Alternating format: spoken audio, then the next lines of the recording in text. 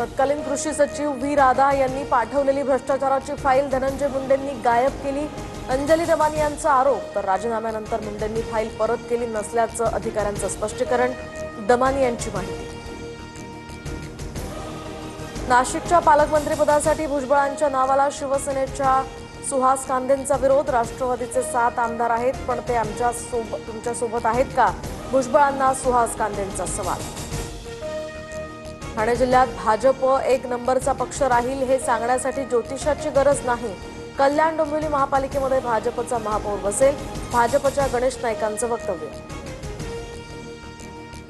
तुळजापूर विधानसभेमध्ये 6000 बोगस मतदार, तर 10 महिन्यांपूर्वी पुन्हा नोंद होऊन सुद्धा तपास नाही।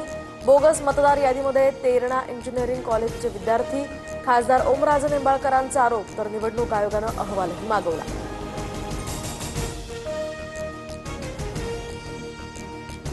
मनोज जरांगेंच्या आंदोलनाला जाणाऱ्या वाहनांना टोल माफी द्या। हिंगोलीचे खासदार नागेश पाटील आष्टीकर यांचं मुख्य व्यवस्थापक प्रादेशिक अधिकारी यांना पत्र। नांदेड, यवतमाळ, हिंगोलीतील गाड्यांना टोल माफी देण्याची मागणी।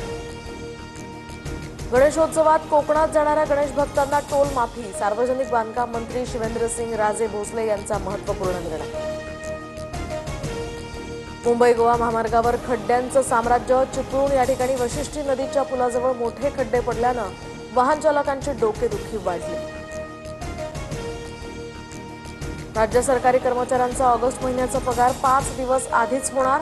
1 सप्टेंबर ऐवजी आता 26 ऑगस्टला पगार देण्यास राज्य सरकारची मंजुरी। गणेशोत्सवात आर्थिक कमतरता भासू नये म्हणून राज्य सरकारचा निर्णय। ड्रीम 11 ॲपमधील सर्व पैसे काढून घ्या। ड्रीम 11 ॲपकडून नोटिफिकेशन जारी। ऑनलाईन गेमिंग संदर्भातील कायदा पारित झाल्यानंतर ड्रीम 11 कडून खबरदारी। आशिया कप स्पर्धेमध्ये 14 सप्टेंबरला दुबईत भारत पाकिस्तानचा सामना होणार। आंतरराष्ट्रीय स्पर्धांमध्ये भारतीय संघ सहभागी होणार। भारत पाक सामन्यावर बंदी घालणं योग्य नाही, भारतीय क्रीडा मंत्रालयाकडून स्पष्ट।